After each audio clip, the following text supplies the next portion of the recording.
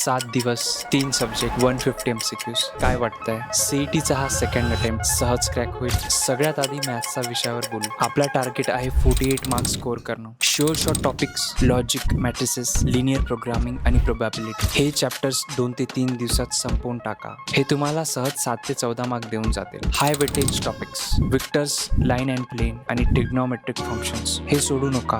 हे तुम्हाला 30 मार्क्सच्या जवळपास घेऊन जातील. उरलेले काय? डिफरन्शिएशन्स आणि ऍप्लिकेशन ऑफ डेरिव्हेटिव्हज. फक्त इम्पॉर्टंट फॉर्म्युलाज गो थ्रू करून जा. पूर्ण नाही झालं तरी 7 ते 11 मार्क्स आरामात मिळतील. आता फिजिक्स आणि केमिस्ट्री बद्दल बोलूया. केमिस्ट्रीमध्ये 32+ आणि फिजिक्समध्ये 20+ असे 52+चा स्कोर करायचा आहे. रूल नंबर 1, जो सिलेबस झाला आहे तो परफेक्ट करा. एक्सेसिव्ह वाचत बसू नका. रूल नंबर 2, केमिस्ट्रीसाठी टेक्स्टबुक मधून लाईन टू लाईन वाचून काढा. फक्त फॉर्म्युलाज रिवाइज करायचे आहे. गेल्या 1-2 वर्षाचे PYQs बघा. प्रश्न बरेचदा रिपीट होतात. स्वतःच्या चुकांवर लक्ष द्या. त्यांनी डाऊट क्लिअर होतो. मग तो भाग नीट प्रॅक्टिस करा. आणि हे बघा, 1 ते 12 मे पर्यंत फक्त मॅक्सिमम सिलेबस कव्हर करायचा प्रयत्न करा. पण परीक्षेत शेवटच्या 4 दिवसात नवीन काहीच वाचायची गरज नाहीये. फक्त रिव्हिजन आणि मॉक टेस्ट द्या. आणि हो, एक गोष्ट लक्षात ठेवा, पहिला अटेम्प्ट म्हणजे फक्त ट्रायल असतो. मग दुसऱ्या अटेम्प्ट मध्ये तुम्हाला डायरेक्ट टार्गेट हिट करायचं आहे. 100+ मार्क्स येणार म्हणजे येणारच. ही स्ट्रॅटेजी मित्रांना पाठवा आणि आपल्या चॅनलला सबस्क्राईब करायला विसरू नका. आता अभ्यासाला लागा,